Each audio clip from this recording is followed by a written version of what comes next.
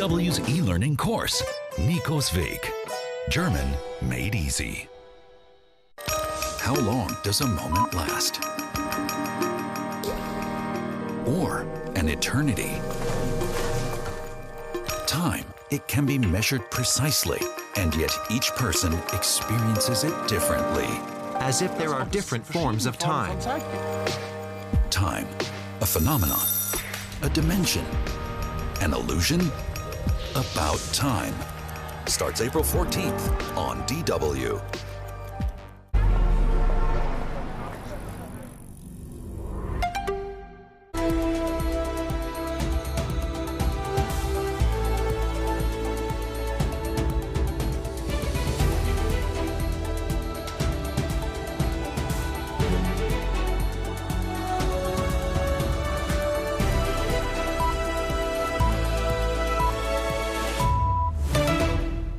This is DW News, live from Berlin. Shock and horror. Evidence mounts of a civilian massacre by Russian soldiers near Kyiv. The devastating toll of the war becomes clear as dead bodies with hands bound lie in the streets of the capital suburbs. Ukraine's President Zelensky accuses Russia of genocide. Moscow claims the killings were staged. Well, now calls grow louder for more sanctions on Russia. Germany's chancellor and other Western leaders express their outrage in the face of the atrocities. And music's biggest night, the Grammy Awards, roars back to life for the first time since the pandemic. But the superstar celebration gets a dose of reality with an address by none other than the Ukrainian President, Volodymyr Zelensky.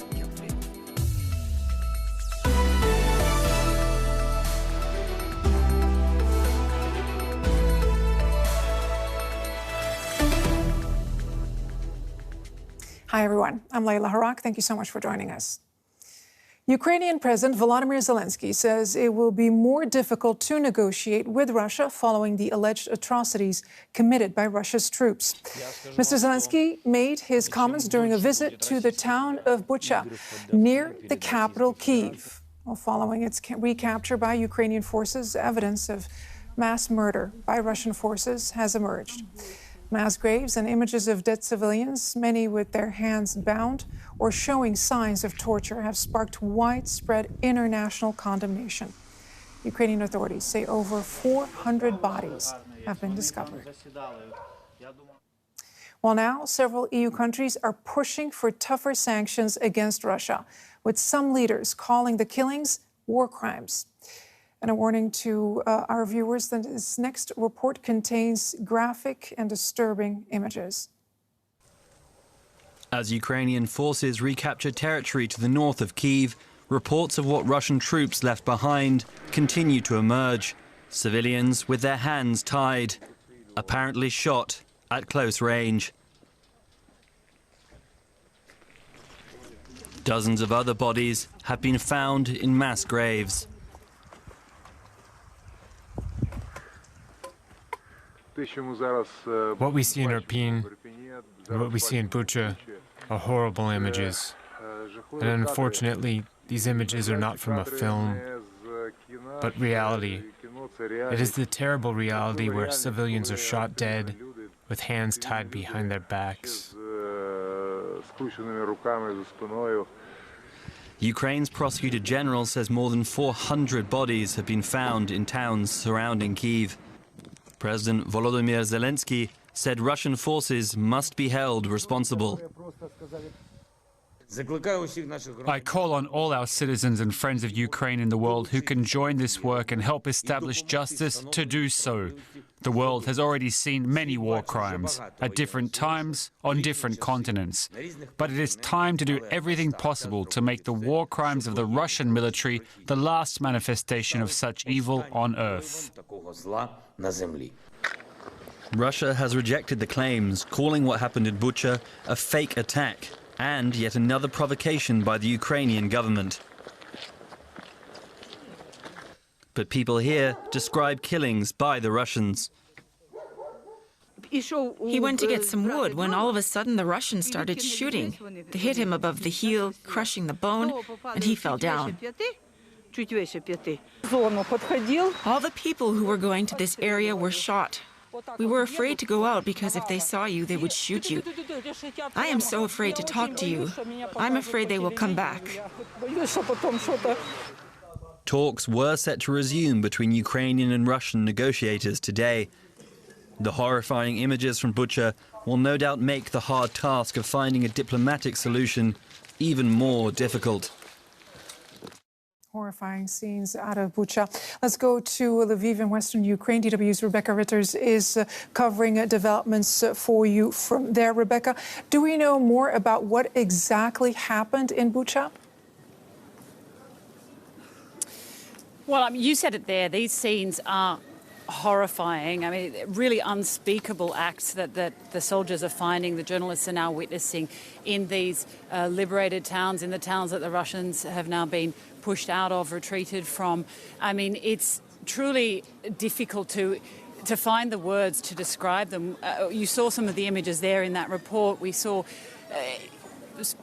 innocent people, civilians, people in civilian clothing killed on their bicycles, people with their hands tied behind their backs, shot in close range in the back of the head. I mean, we've seen mass graves of people with charred bodies. It really unspeakable acts. President Zelensky and others here are calling calling these crimes war crimes, and that is being echoed in the international community. Many other leaders from other countries echoing those claims of war crimes. President Zelensky was actually in Bucha. He visited that town today, and he actually took it further. He said these crimes were really tantamount to genocide. Now, the Russians have denied these claims. They say that they couldn't possibly have done them because they left days ago. Why are the pictures of these crimes only coming out now? But in fact, we have seen satellite imagery from a time before the Russians had retreated, showing these graves already dug. And the testimony, just the eyewitness testimony of people being spoken to really matches up in all of the places that people have been in and visited. So it's very hard to understand how this wasn't done by Russian soldiers. Very harrowing accounts from those eyewitnesses, Rebecca. The government in Kyiv, we understand, is appealing to the world, saying they need more support. What exactly are they asking for right now? They're asking for exactly what they've been asking for all along, Layla. I mean, they have reiterated calls for more weapons and, of course, more sanctions. They don't want sympathy. They want the ability to be able to push back the Russians. They want real-time support, real-world support in being able to fight this war. And, of course, they want sanctions. The calls for stopping oil and gas from Russia to be delivered to Europe are growing louder. And those calls are starting to be heard from the European side. We're seeing some countries say they are going to stop those imports, and other countries saying that they're really looking into speeding up the stopping of those imports. So the similar calls, they also, of course, want justice for the victims in the towns that we're seeing that have been so brutally treated. They're definitely calling for that. They say that they want this to be the last humanitarian or last series of war crimes ever in the world. Now, Rebecca, we understand Russian troops seem to be retreating from the Kyiv region. Can you tell us more about what the situation is at the moment? Yes, while these troops have been retreating, they're being pushed out of these areas that we've seen around Kyiv and in other cities in the north, Chernihiv area. That is being seen as a victory by the Ukrainian army, of course, and definitely a morale booster for the military and potentially a downer for the Russians in terms of morale there. But this war is by no means over, Layla. As we expected and as we were hearing, Ukrainian military saying that Russians are regrouping, reorganising to intensify attacks in the eastern region, particularly the area of Donbass, home to Luhansk and Donetsk, which are both Russian-held towns since 2014, but they want to widen out the attacks there. And, of course, all the port cities, the key port city of Mariupol, which has been under bombardment since pretty much the beginning of this war. And on the weekend, we also saw an attack on the other key port city of Odessa. That's the first time that had been attacked. But Ukrainian military and everyone here is expecting those attacks to ramp up now that Russian forces are regrouping and focusing on that region. DW correspondent Rebecca Ritters reporting from Western Ukraine, Lviv. Rebecca, thank you. Well, we can talk now to Aisling Reedy. She is a human rights lawyer and an expert on war crimes. She's the senior legal advisor at Human Rights Watch. A very warm welcome back to DW News, Aisling. I want to start off by asking you, has Human Rights Watch been able to establish what exactly happened in Bucha? Thank you, Leila. No, we haven't been able to establish certainly the scope of what's happened in Bucha. We are, I think, in the same position as other people investigating, in the sense that access to the area has only recently become available. We have been, so what we have done and what came out at the weekend was we were able to document one witness account of a woman who had, actually eyewitnessed a summary execution where men had been lined up in a row for them, kneeling down, and one of them had their T-shirt pulled over their head and then was shot in the back of the head. And the others were ultimately not killed, but the body was left lying there. So we do know that there have been war crimes, that we've spoken to people who've witnessed war crimes having been committed there. Obviously, we're seeing now other evidence that suggests there has been a number of war crimes committed, but it's still early stages. And like everybody else, we're trying to piece together, both in Bucha and in other areas which were under Russian occupation since the end of February, early March, what has happened. So it's going to be, I think people have to be careful not to rush to too many conclusions. It's going to be important to carefully document the evidence, to try to tell the stories of each of the bodies that has been discovered, and then to put together whole and compelling case about what happened and to the victims and how we can move forward and get justice for them. What constitutes a war crime? Well, this is it's a good question. It's a vague question in a way. I mean, a war crime is a serious violation of the laws of war when committed intentionally. So that's deliberately or recklessly. So, for example, up until recently, people have been mainly focused on the attacks in which many civilians have been killed or civilian buildings have been damaged. Now, they may also be war crimes when they were, depending on what exactly the Russians were targeting and the weapons that the Russians used. So, for example, we know they use cluster munitions. Cluster munitions is an indiscriminate weapon, and it was a war crime to use them in a civilian area. In this case, where we actually have eyewitnesses who are able to identify summary executions, whether that was of a soldier or a civilian or a POW, it's not so much just a matter, because that form of summary execution is a serious violation of the law of war and would be a war crime. So there are a lot of different types of actions which can be war crimes under the Geneva Conventions and under the statute of the International Criminal Court.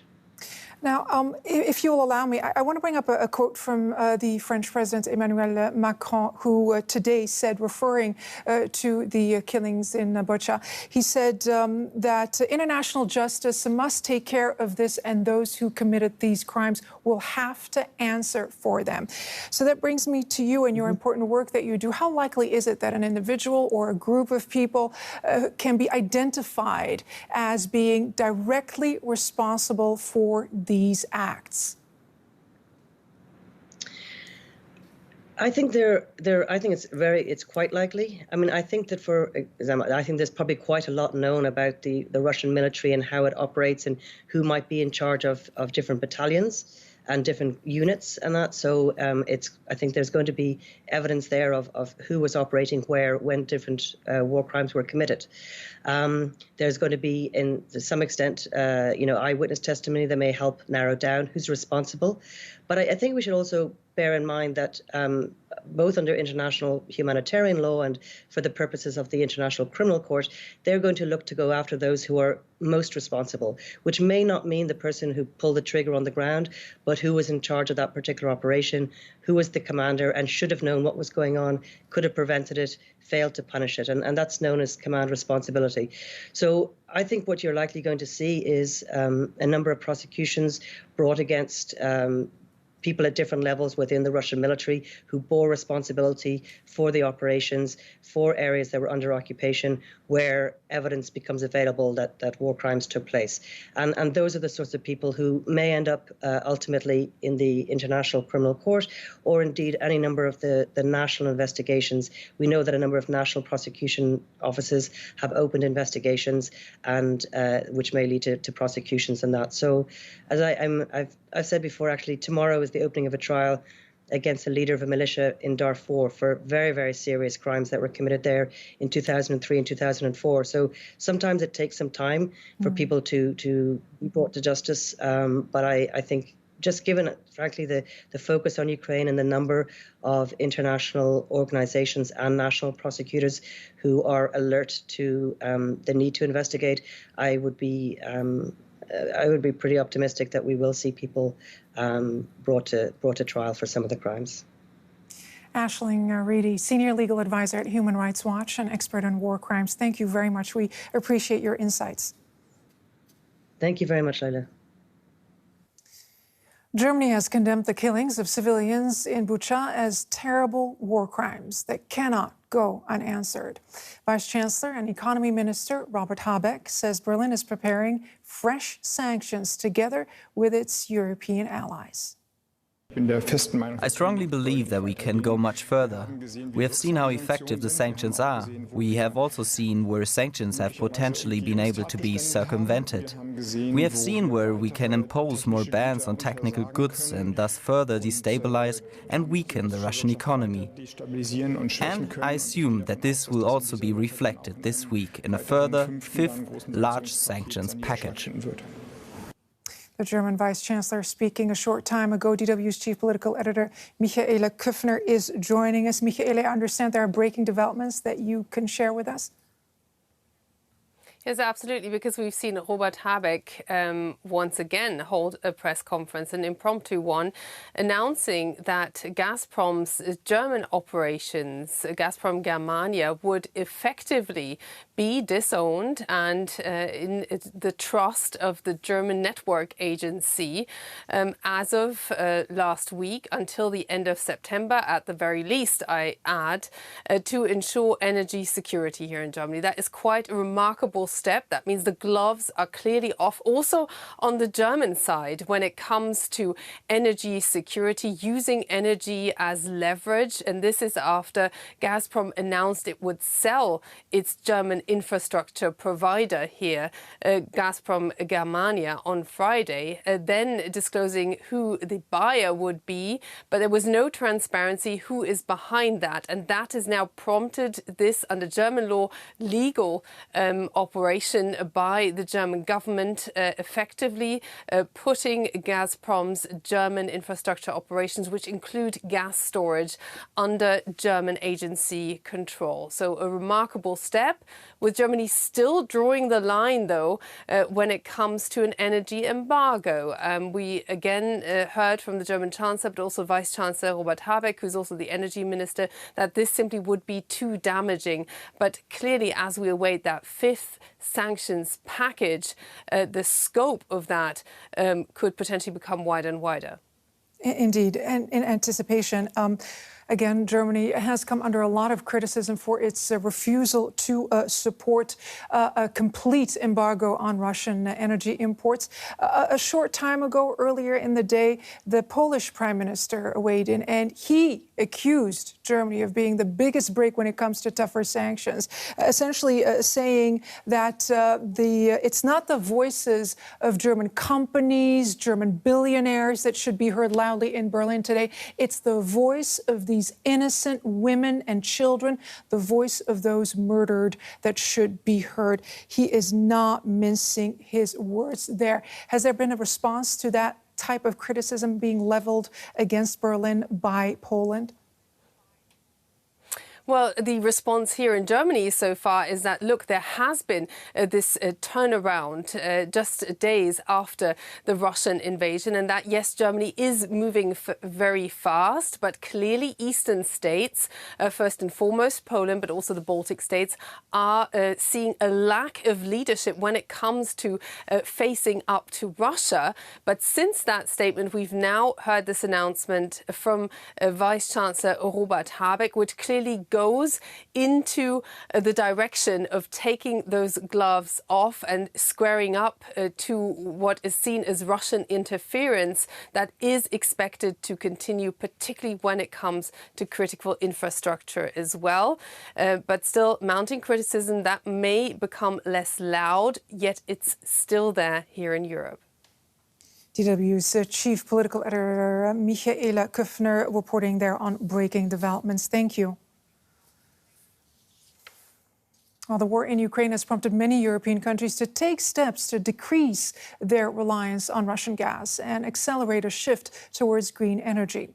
But experts say climate action is still not happening fast enough. The United Nations climate scientists have just released a landmark report on what needs to happen to ensure a livable future on this planet. And it says serious cuts to carbon pollution are necessary and the world needs to act now. They're the silent killers destroying our planet. But for decades, fossil fuels have been powering our economies and our lifestyles. All that needs to stop, and soon, if humanity is to have a fighting chance in the battle against climate change. It's very clear that we just need to reduce emissions immediately and very fast, so there's no question about that. In September, the Intergovernmental Panel on Climate Change sounded the alarm that people are warming the planet faster than ever.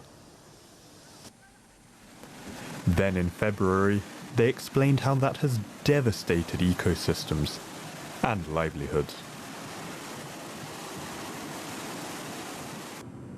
Now they're telling the world what we can do to save ourselves.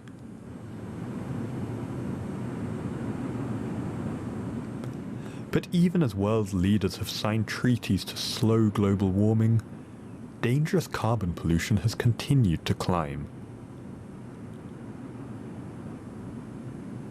The result is a hotter, less hospitable planet. World leaders have pledged to limit warming to well below 2 degrees Celsius, and ideally 1.5 degrees by the end of the century. But their policies put the planet on track for closer to 3 degrees of warming. It's a bit scary to interact with it because we have so limited time to solve this, and a lot of dynamics going to the wrong direction. So it feels like quite important to get measures done now and not use excuses to delay these further. Any further delay, the climate scientists found, risks missing a brief and rapidly closing window to secure a livable and sustainable future for all. The challenge now is getting society to shift away from fossil fuels, and to do so fast enough. Let's find out what was in that IPCC report released today. DW Environment reporter Sam Baker joins me now. Good to see you, Sam. So what were some of the proposals that were outlined in today's report? Yes, there were many solutions included in today's report. I mean, we have the science, the technology, the strategies to tackle climate change, and those things included making buildings more energy efficient, making our cities more efficient, particularly as cities around the world grow, electrifying our vehicles that we use and cutting back on driving fossil-fueled vehicles, really completely transitioning to renewable energy in both our homes and businesses, as well as conserving forests and land, although the authors did point out that this should not be used to offset delayed action in reducing emissions, which was the real heart of this report, that we need to stop using fossil fuels. We need to see a rapid and deep reduction in greenhouse gas emissions across all sectors.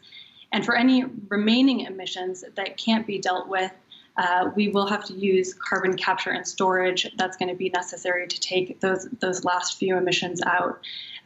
So these are many changes that we can see, again, across all sectors, but they really need to come from the government level, not just individuals, to be effective. Now, I understand that the release of the report was pushed back. What are some of the most contentious issues that they couldn't see eye to eye on? Well, this report dealt with curbing emissions, so it was perhaps one of the more contentious ones this year. We saw pushback from countries like India arguing that they shouldn't have had to make such steep cuts in their emissions, and also that they need help financing a transition to clean energy. On the other side of the coin, we saw countries like the US pushing back on having to finance poor countries' energy transitions so much. There have also been reports that Saudi Arabia wanted to see a continued role for fossil fuels, though the science says this cannot be the case. So with these reports, all countries have to agree on the final language. There needs to be consensus there, so it can be quite a semantic debate at the end. But this means that the countries have buy-in of what that final report says. So it can be quite important. And I think it signals that these reports are very crucial, and the governments are taking them very seriously today. They're very crucial. And of course, we're living through this war now that we're seeing unfold in Ukraine, and fossil fuels playing an outsized role in that conflict. Could the war in Ukraine help speed up the exit from fossil fuels? That is really going to depend on governments, as with all of these other actions. There is an opportunity there to make a rapid transition to renewable energy. Renewable energies like wind and solar are relatively cheap right now. And of course, we've seen the price of oil and gas really go up in recent weeks. But we've also seen countries, including Germany, looking for additional liquefied natural gas from places like the US and Qatar. So that's more fossil fuels coming in to be burned as energy. So it's going to be up to governments to see where this goes. And countries like India and China are also taking that cheap gas from Russia. So we'll have to keep an eye on that. Mm-hmm. DW Environment reporter Sam Baker. Thank you, Sam, for joining us. Well, the Grammys got a dose of reality this year when Ukrainian President Volodymyr Zelensky appeared in a pre-taped speech amid the ongoing invasion of his country by Russia, while making a powerful speech in English to the audience at the Music Awards ceremony in the U.S. city of Las Vegas. Mr. Zelensky spoke out about the power of music in dark times, equating war with silence. We defend our freedom to live, to love, to sound. On our land, we are fighting Russia, which brings horrible silence with its bombs, the dead silence. Feel the silence with your music. Feel it today to tell our story.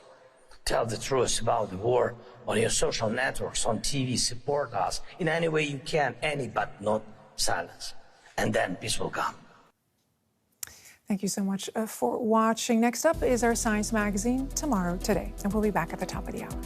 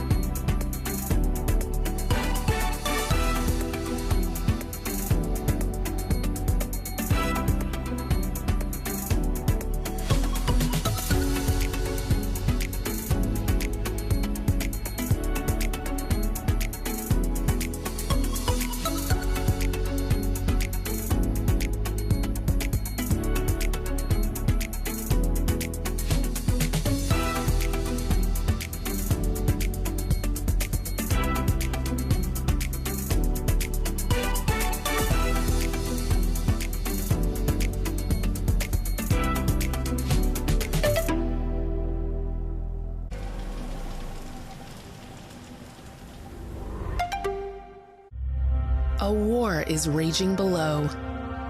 But what about up here? The International Space Station. A cooperation between the USA, Russia, and many other countries. The violent invasion of Ukraine is overshadowing international partnership. Is peace in space also under threat? Tomorrow Today. Next on DW.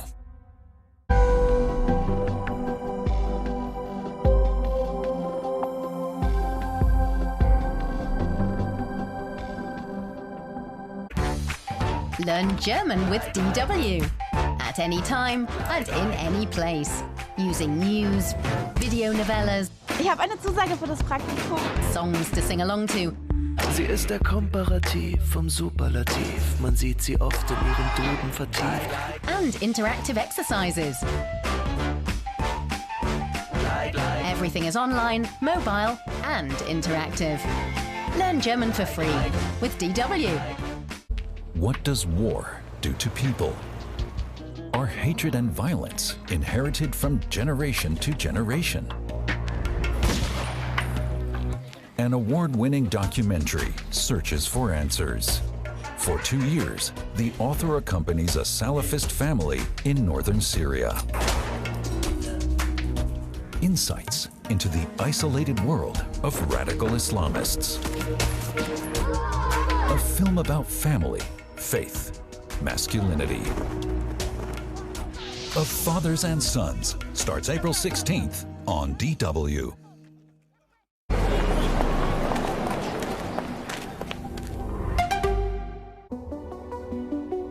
Get ready for outer space. On March 23rd, Germany's Matthias Maurer completed his first spacewalk together with a fellow astronaut. Despite a few complications, the two managed to accomplish their mission.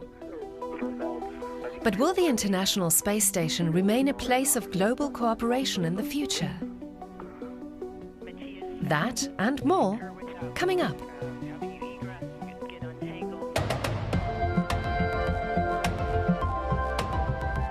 Hello and welcome to Tomorrow Today, DW Science Programme.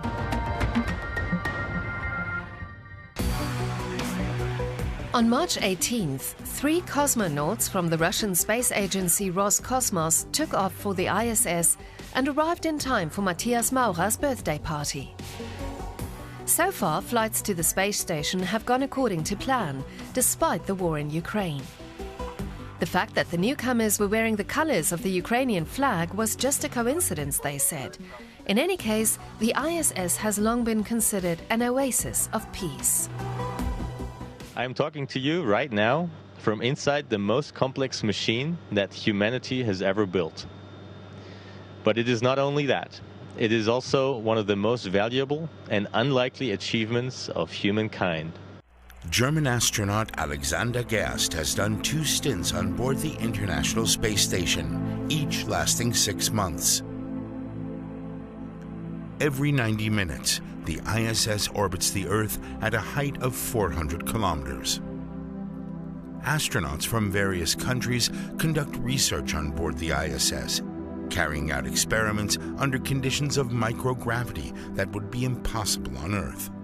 The space station is the result of more than 20 years of international cooperation. But the war in Ukraine has now cast doubt on its future. It all began in 1998 with an agreement between Russia and the United States along with other nations. The 2 countries had previously been enemies in the Cold War. Now they wanted to work together alongside other countries to create something new. A joint space station where cosmonauts and astronauts from all over the world could come and do research. That same year, a Russian rocket put the first module of the station into orbit. An American module followed a short time later.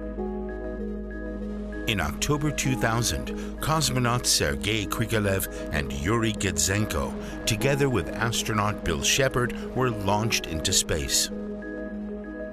They were the first crew on board the ISS, and their first task was to install a lot of equipment on the station. was that we would have to open the station, turn the light on, install television, find all the cables that were hidden behind the panels. And although the station was small, it had a full set of all the necessary life support systems. And they were just inactivated, and we had to put some of them together and start operating on the station activation. In the following years, the ISS continued to grow. 16 countries developed modules that were gradually added. In 2011, NASA pronounced the space station officially complete. Today, the ISS is the size of a football field and weighs 420 tons. 7 people can live and work on board the station for months at a time. There's an observation dome that provides spectacular views of the Earth. The ISS is also equipped with exercise machines. The astronauts and cosmonauts need to exercise for 2 hours a day to not lose too much muscle mass in the weightless environment. More than 240 people have now been to the ISS and experienced the weightless sensation of almost zero gravity.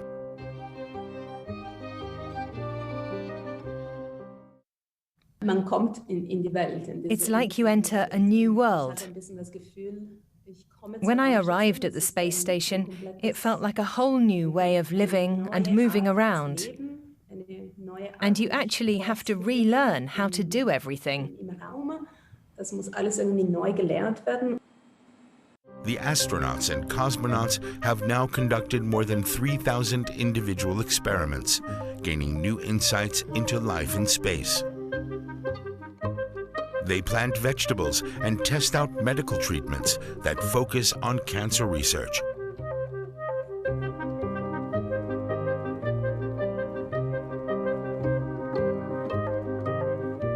Scientists on the ISS also observe the process of climate change on Earth.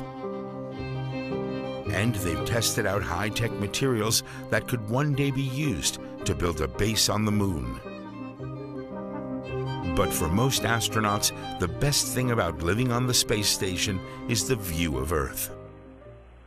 I'm pretty sure what I will miss is, of course, the view out the window on this Earth that is so amazing, so beautiful. So, like seeing an orbital sunrise or a sunset is, I get like tears in my eyes every single time I see it, even though I've seen it so many times. But how many more people will get to have that experience is unclear. The ISS modules are aging, leading to frequent defects and leaks. It's also extremely expensive to run the station. The contract between the 16 international partners officially runs until 2024. NASA and the European Space Agency want to extend it until 2030. Now Russia's war in Ukraine is creating tensions. New U.S. sanctions on Russia will also affect the space industry. We estimate that we'll cut off more than half of Russia's high-tech imports. It'll strike a blow to their ability to continue to modernize their military. It'll degrade their aerospace industry, including their space program. In response, Russia's space agency Roscosmos threatened to end the cooperation on the ISS and decouple Russia's section from the rest of the station. It even posted a computer-generated video to that effect.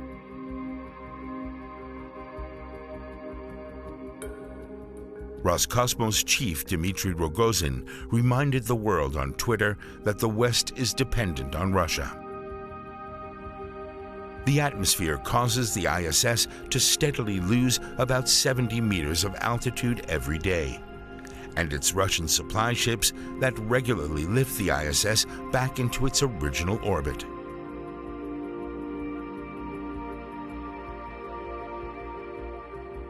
But Roscosmos also needs NASA.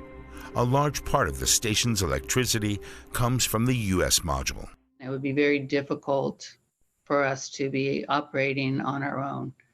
The ISS is an international partnership that was created as an international partnership with joint dependencies, which is what makes it such an amazing program. But Western space agencies have long sought to lose their dependency on Russia's space agency, and private companies are now also in on the action. They've been developing their own spacecraft that can transport people and materials to and from the station. They could also correct the orbit of the ISS. But all of that will take time. If the ISS is to continue its operation, Russia and Western countries have no other choice but to continue working together in the near future. The sanctions against Russia are having an impact on other areas of space travel as well. For example, Russian rockets were supposed to launch satellites from the British provider OneWeb into orbit. But the takeoff was unceremoniously called off. SpaceX, in turn, jumped at the chance to offer the service of its Starlink internet satellites to Ukraine, where they are reportedly being used for military operations. But how does satellite internet work? Internet from space. Fast internet for everybody, even in the most isolated parts of the world, from satellites in space. That's what companies like Starlink, OneWeb, and Amazon are promising. How does it work? Data is transmitted by the sender down on the ground to one of the many satellites that are constantly orbiting the Earth. All satellites communicate with each other via laser beams that send the data through space at 300,000 kilometers per second, the speed of light.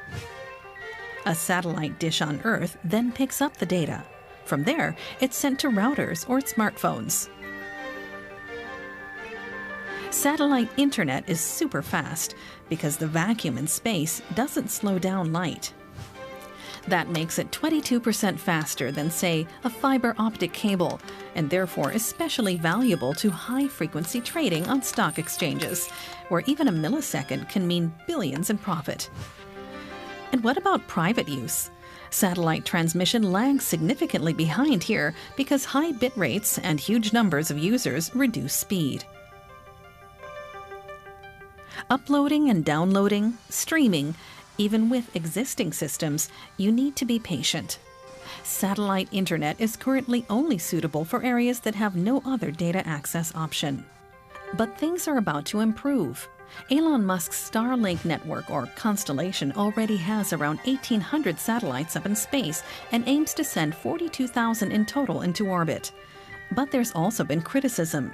More satellites in orbit raises the likelihood of them crashing into each other. They increase light pollution as well, impeding the view of astronomers. If worn out or defective satellites burn up in the atmosphere, they damage the ozone layer. And the transport rockets with which they are shot into space are not exactly climate-friendly either. Nor is the internet itself. It accounts for the same amount of CO2 emissions as all air traffic in the world combined, and any new satellites will likely increase that pollution. Space flights can lead to valuable discoveries. In December 2021, the James Webb Space Telescope was launched. This image is proof that its mirrors are fully extended. For one thing, astronomers want to use its data to better understand black holes. Knut Jahnke is researching how they came about and how they grew. The biggest problem, though, we can't actually see black holes. We can only observe the effects of a black hole. Either it warps space, or it's an invisible something being orbited by a bunch of stars.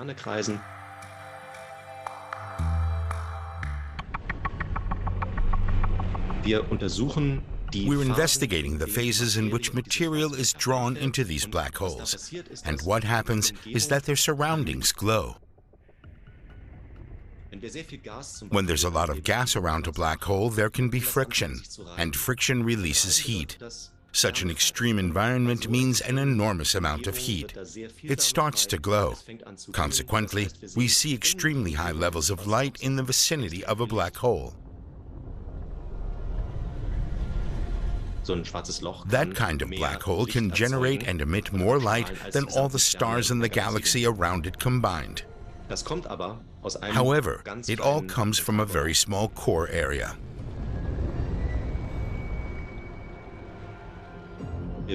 We know there are huge numbers of galaxies in the universe, and if they all have a black hole at their centers, that would mean in principle that in the early universe we should be able to detect very, very many black holes. We currently know of about 300 or so. In comparison, if we wanted to see how the Earth's plant world is constructed, then maybe we'd be able to see the 300 largest redwoods and try to research them. The 300 largest redwoods are certainly thrilling subjects to look at, but that doesn't enable us to see how a huge redwood really grew. What did it look like at half its size now, and as a seedling? To stay in this picture, we wouldn't just look at the biggest redwoods. We'd observe them now at half their size or when they were saplings, and try to figure out how the growth mechanisms of such black holes really work. We see their growth phases, but these phases take some time. To double in mass, to have a really strong growth spurt, it'll take a couple of 100 million years. We can observe supermassive black holes whose size is equivalent to 1 billion suns, only 600 or 700 million years after the Big Bang. They must have grown to that size within that relatively short period. We don't know exactly how that happens, and James Webb will change that. We're going to observe what the galaxies surrounding some of these earliest black holes are doing. Do they look the same as a couple of billion years later? Are they fundamentally different? Are they maybe clumpier? The answers could allow some very firm conclusions to be drawn about these supermassive black holes. I'm pretty sure we're in for a lot of surprises, whether they're from black holes or their early development, or from totally different fields of research. I can't say which, and I'm happy about that. Otherwise, it wouldn't be so interesting anymore. It's pretty obvious the James Webb Telescope will get us closer to the Big Bang, especially when it comes to black holes. Everybody wants to know, where did I come from? Where am I going? And we're just trying to understand the details of this very, very, very long-winded and very long history of the universe. Thousands of satellites are orbiting planet Earth every moment. From space, they can monitor climate and weather, among other things. They can measure currents in the atmosphere, record where winds and storms are building, and help make weather forecasts more precise. But let's rewind a little. Where does wind actually come from? Our viewer Bismarck Mutuma wants to know more. Where does the wind come from? Wind is moving air. It blows especially often over the sea. So let's see how air starts moving. Air above land warms up faster than air above water. The warm air rises and cool air from the sea flows in. That cool air is heavier, so it sinks. It's this constant rebalancing of warm and cool air masses that produces wind, of all kinds, from a mild spring breeze to a potentially devastating hurricane.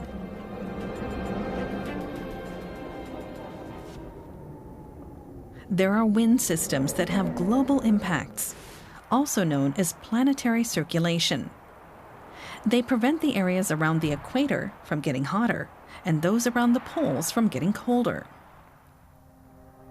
Planetary circulation also contributes to fine dust from the Sahara reaching South America.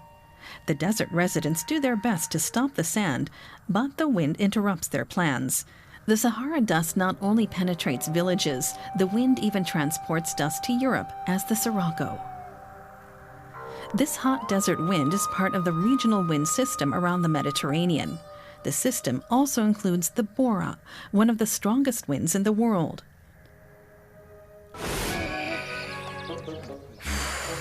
The idea of using wind power as an energy source is an ancient one.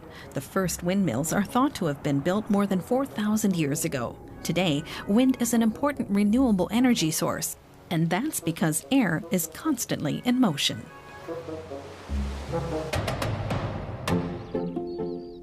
The very first aerial photograph was taken from a hot air balloon propelled by the wind. The first aerial photographer was Gaspard Félix Tournachon, better known as Nadar. In 1858, he photographed Paris and the Park of Versailles from above. James Wallace Black photographed the city of Boston 2 years later. At the time, they were revolutionary views of the Earth. Today, such images are common, and yet they still reveal things that are only visible from a bird's eye view. If our blood is red, why are our veins blue? If you have a science question, send it to us via video, text, or voice message. If we answer it on the show, we'll send you a little something as a thank you. Go ahead, just ask. For more, visit our website or Twitter. That's it for now from Tomorrow Today, DW Science Programme. Tune in again next week. Until then, stay curious.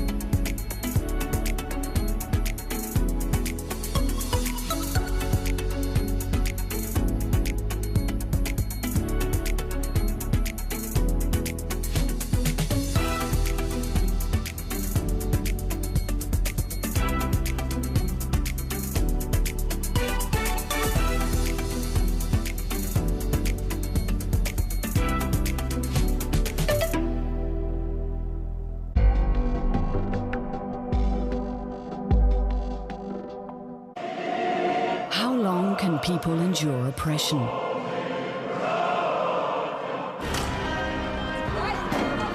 The struggle for autonomy, the genesis of the conflict in Eastern Europe.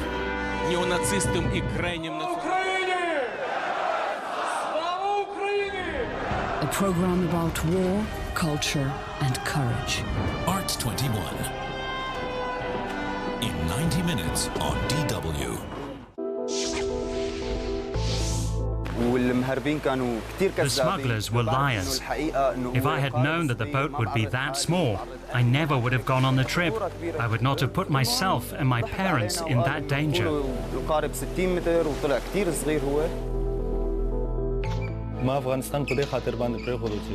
I had serious problems on a personal level, and I was unable to live there.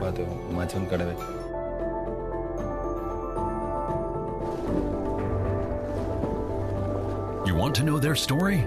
Info Migrants, verified and reliable information for migrants. Imagine how many portions of lunch are thrown out in the world. Climate change is only half the story. This is my plastic waste from just 1 week. How much worse can it really get? We still have time to act. I'm going all in. This. Success. Ding.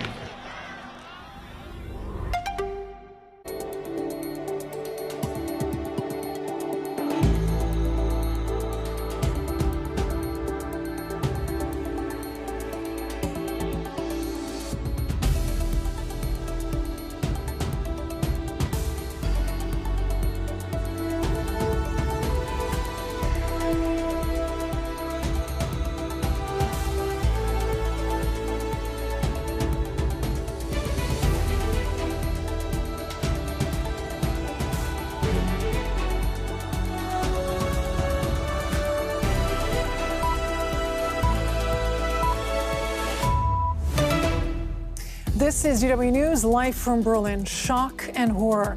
Evidence mounts of a civilian massacre by Russian soldiers near Kyiv.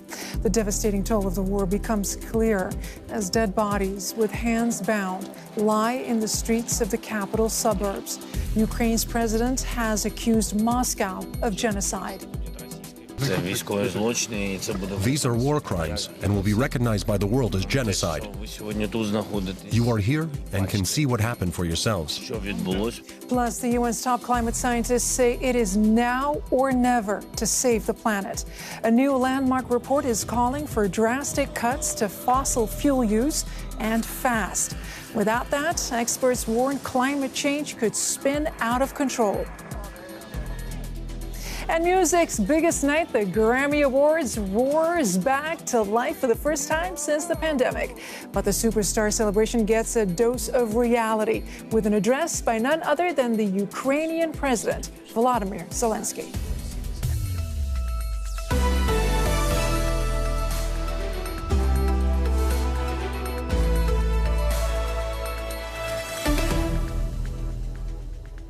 Hi, everyone. I'm Leila Harak. Thank you very much for joining us.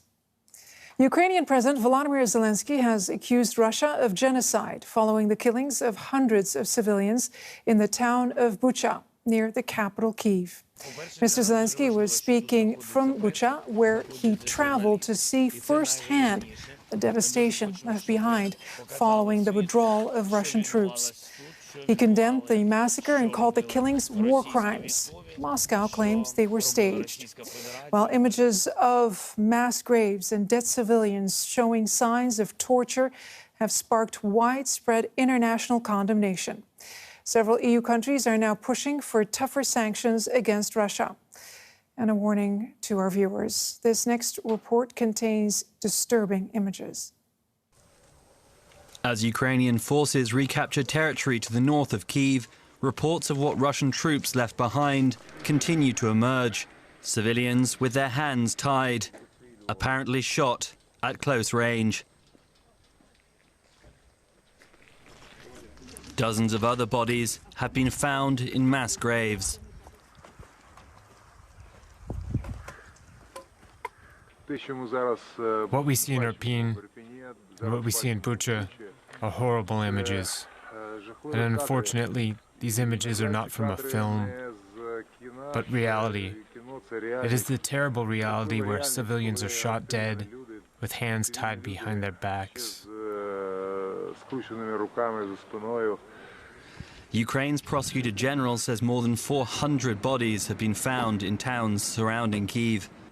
President Volodymyr Zelensky said Russian forces must be held responsible. I call on all our citizens and friends of Ukraine in the world who can join this work and help establish justice to do so. The world has already seen many war crimes at different times on different continents. But it is time to do everything possible to make the war crimes of the Russian military the last manifestation of such evil on earth. Russia has rejected the claims, calling what happened in Bucha a fake attack and yet another provocation by the Ukrainian government. But people here describe killings by the Russians. He went to get some wood when all of a sudden the Russians started shooting. They hit him above the heel, crushing the bone, and he fell down. All the people who were going to this area were shot. We were afraid to go out because if they saw you, they would shoot you. I am so afraid to talk to you. I'm afraid they will come back. Talks were set to resume between Ukrainian and Russian negotiators today. The horrifying images from Bucha will no doubt make the hard task of finding a diplomatic solution even more difficult. And we're going to take you now to Bucha, to Nick Conley, our correspondent in Ukraine, who is in the town there. And Nick, what have you seen? Well, where I am just now in the centre of Bucha, I'm standing next to some 10-story apartment blocks. Not a single one has been left untouched. All the windows blown out, cars destroyed, burnt out, charging point for electrical cars. This is basically a town that was destroyed before it was even finished. This was a suburb of Kiev where young families were moving to. Lots of evacuation, and now that is all over around me. Shrapnel, bits of artillery shells, wooden crates for ammunition, lots of pets, dogs running the streets, obviously without their owners, and lots of people just in deep, deep shock. We've just come from one of the biggest mass graves, which is next to a church. As we understand from the locals, that was the place that they brought the bodies of people who'd been shot on the streets and tried to at least give them some temporary burial that way. It's a very difficult site. It's a deep, deep pit, and you can see there's just layers and layers of bodies. Some were buried in sheets, in blankets, others in plastic sacks, and there was nothing, and you see kind of hands and other bits of bodies coming out of the sand at the bottom of that pit, and a lot of fear among people who still hear of mines, of traps, booby traps, so a situation that's still very, very raw and very, very fresh, and most people still haven't come back yet. The local authorities are telling people who've left to not come back, it's not safe yet, and to wait. And the few people that are left, Nick, what are they telling you? Well, you hear the